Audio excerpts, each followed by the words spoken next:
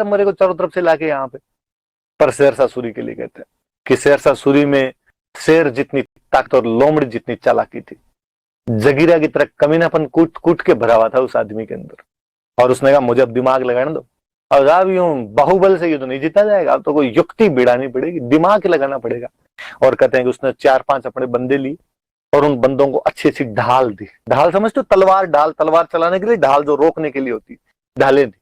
का व्यापारी बनो और व्यापारी बन के जहां मालदेव के कैंप लगे उन कैंपों के अंदर जाओ, ये ढालें बेच के आओ और साथ के अंदर ये मेरी 2-1 पर्चियां ये वहां पे गिरा के आ जाना। उनका साहब ठीक है कर देंगे। और अगर डाउट नहीं होना चाहिए, पर्ची ऐसी जगह गिरनी चाहिए जहां मालदेव को दिख जाए और ये भी नहीं पता चलेगा आपने डाली, आप पक्का ही पता नहीं चलने देंगे। गए साहब वो जाके जहां कैंप लगे थे वहां का भाई अच्छी ढाल ले लो, अच्छी ढाल ले लो। अब युद्ध के टाइम में ढाल तलवारों की आवश्यकता किसको नहीं हो। मालदेव ने कहा इधर बुलाओ भाई, इधर बुलाया यार, बुला के कहा भाई क्या है, उनका हमारे पास तलवार और ढाल है, अच्छी दिखाओ कैसी है। उन दिखाई वास्तव में अच्छी अच्छी ढाले और तलवार थी। उसने अपने सारे सेनापति बुलाए, जेता, कुंपा, बाकी जितने और थे सबको बुलाए और कहा भाई देखो ढाल तलवार की तो जरूरत सबको पड़ेगी, तो क्यों ना आप इसे ढाल तलवार खरीद लो। और सबको दिलवा दी। किसी ने कहा मुझे 100 दिलवाओ, 200 दिलवाओ, 400 दिलवाओ, सबको दिलवा दी। पेमेंट किया मालदेव ने उनका। सारे सेनापति अपने अपनी ढाले तलवारें लेके कैंप के अंदर चले गए। वो व्यापारी उठ के चले गए और उठने से पहले उन्होंने वो 2-1 पर्चियां वहां पे डाल दी।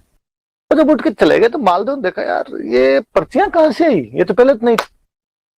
मालदेव ने पर्चियां उठा के देखी, पर्चियों के अंदर जैसे लिखा हुआ था कि जैसे पर्चियां यूं थी कि शेरशाह सूरी ने पर्चियां जेता कुंपा के लिए भेजी है, पर गलती से उनसे यहां गिर गई।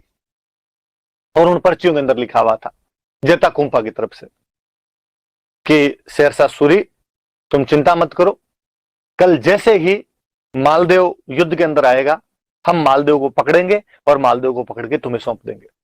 कि जेता कुंपा ने लेटर उसको लिख के ऐसे भेजे थे और शेरशाह ने वापस लिख के भेजा कि हाँ ठीक है अपनी डील पक्की और मैं जीत गया तो बाद में तुम्हें मारवाड़ का राजा बना दूंगा। अब मालदेव ने जैसे ही पर्चियां पढ़ी उसका दिमाग खराब, उसको लगा कि यार नमक हरामी हो रही है अपने साथ में, तो अपने ही लोग अपने खिलाफ।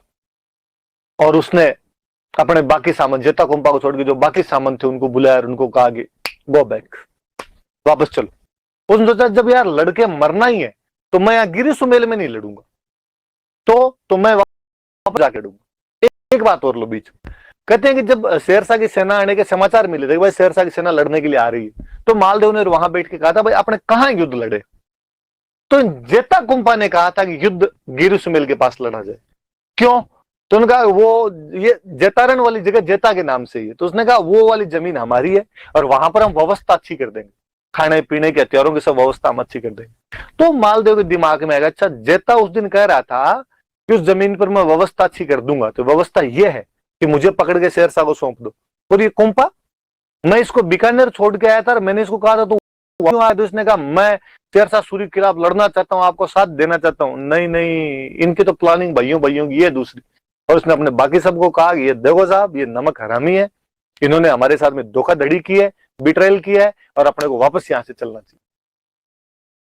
सामने चले गए। जेता कुंपा ने खूब सौगने कही, उन्होंने कहा तू कहे उसकी सौगन है और हमने ऐसा नहीं किया है, राइटिंग चेक कर ले यार हमारे साइन नहीं है ये। पर अब मालदेव नहीं माना तो नहीं माना। तो जेता और अब बाकी सारी जनता जो बाकी सारे सामंत वो यूं थू थू करे और वो जेता कुंपा की तरह अरे यार कोई अपने देश के साथ गद्दारी कर सकता है ऐसे, कोई अपने राजा के साथ ऐसे धोखाधड़ी कर सकता है और तुम्हें तो डूब मरना चाहिए, वैसी बातें कर।